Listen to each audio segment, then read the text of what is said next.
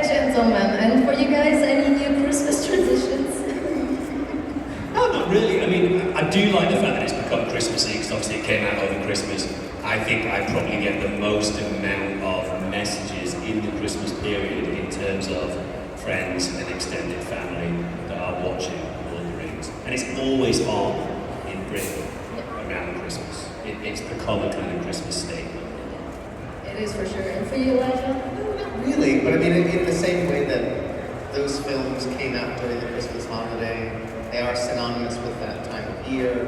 We do get the most sort of reach out among fans as well, in terms of hearing about their traditions, watching with their families. So it's invariably a part of our lives at that time of year, just by association. That's true, that's for sure. For us as well, and it's always on TV. It's Die Hard, Lord of the Rings. What other Christmas movies you guys like? Home Alone, maybe. Love Actually. Love Actually. There's actually a new, so Richard Curtis, who wrote Love Actually, has written an animated Christmas movie that just came out on Netflix called That Christmas. And he basically said he wanted it to sort of be Love Actually, but for kids. It is so great. Oh, that's great. I'll check it out. We all saw Love Actually in New Zealand during filming. Yeah. I remember you were in tears, weeping. Very emotional. It's a good movie. You are. I am. I weep every time I see that film. Yeah, it's fun.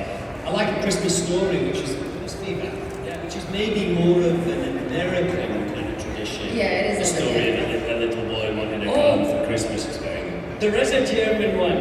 The guy where the guy keeps serving dinner and get more and more drunk. What's that called? Dinner for One. Dinner for One. Dinner for one. For one. Dinner for One. Which, by the way, Dinner for One, so my wife is Danish.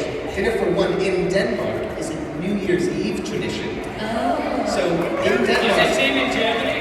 yes, and they show Dinner for One right before midnight, right? It's incredible! Watch it every year!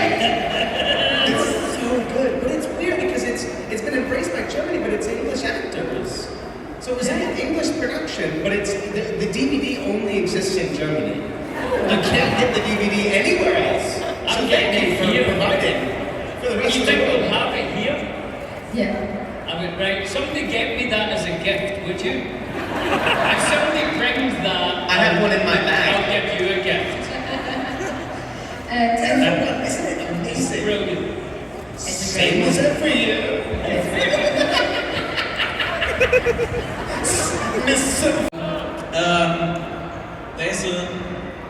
For me, there's a logical mistake in the movies, because Tolkien says that you have first breakfast, then second breakfast, then lunch, tea time, and dinner, and then in the night you eat also something.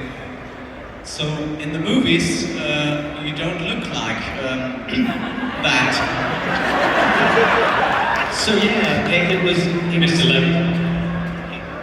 written in the film, an invention of Peter Frampton for the book. Second breakfast. Second breakfast and And 11. lunch. In the book it does say the hobbits have 6 meals, at least 6 meals. Yeah. And Tom, he wore a black suit in the first movie that you got rid of by the second, was it? Because we weren't getting all our meals. So the hobbits got smaller as time went on.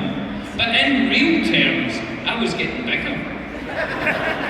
I had to, by the end of the movie, I had a strip down the back of my shirt because I was eating too much.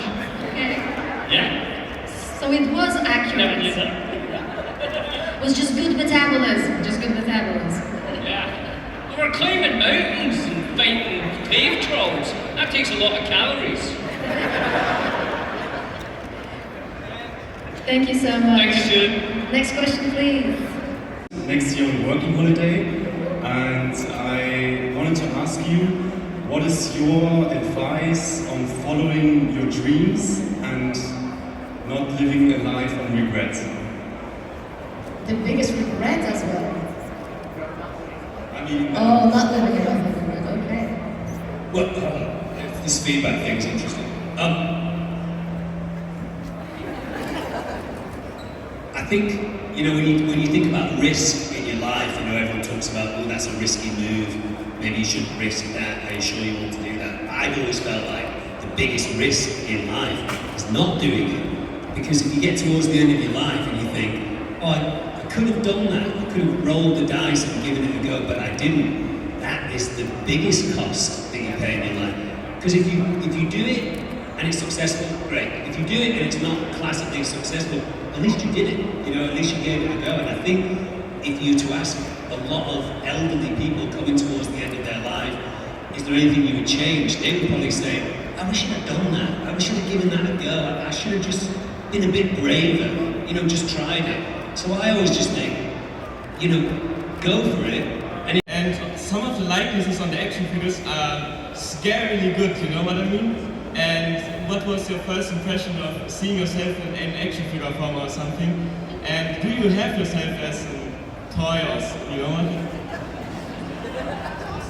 Yeah, it's amazing. I remember when the toy company arrived in New Zealand with a machine that scanned our faces.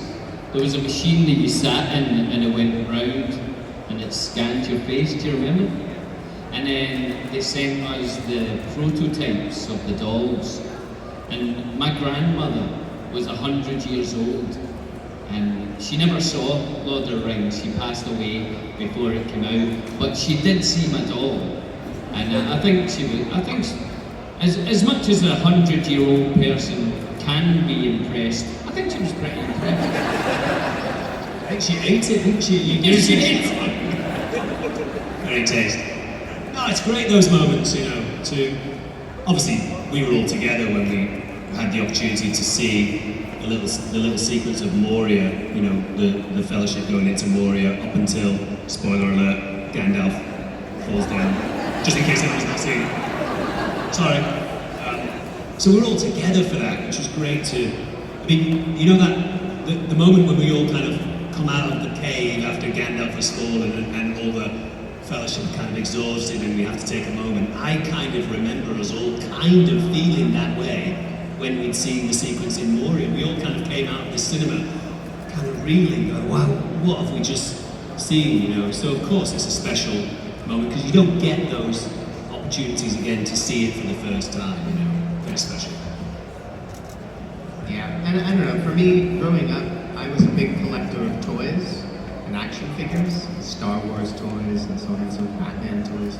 So for me to get to have an action figure of myself was really rad and very exciting. So to see those things come back and finally see a doll that represents a character that you played is a pretty fun, special moment, you know. Thank you so much.